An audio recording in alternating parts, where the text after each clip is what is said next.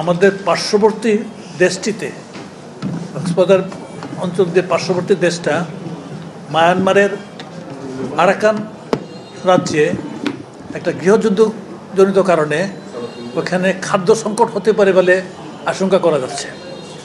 আর ওইখানে খাদ্য সংকট হলে খুব স্বাভাবিকভাবেই আমাদের এখান থেকে কিছুটা চোরাচালান হওয়ার ঝুঁকি থাকে।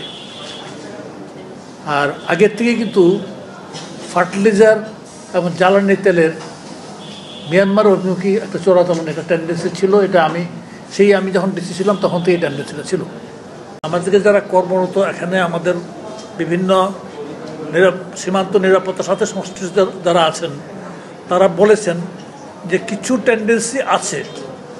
টেন্ডেন্সি আছে, তবে অ্যালার্মিং কিছু না, এটা বড় বাড়তে পারবে না, তারা নজরদারি করছেন।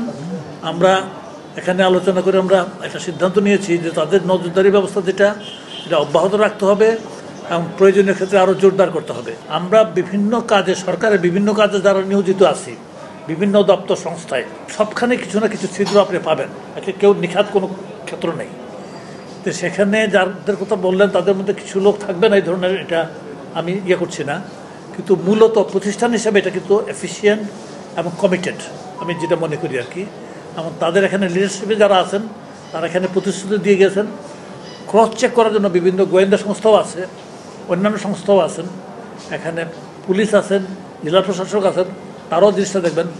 আমরা ভাবছি যে বড় আকারে চোরাচালান যাতে না হতে পারে তার জন্য আমরা সর্ববিধ ব্যবস্থা নেব। এটা তো জেলা পর্যায়ে এটা করলাম।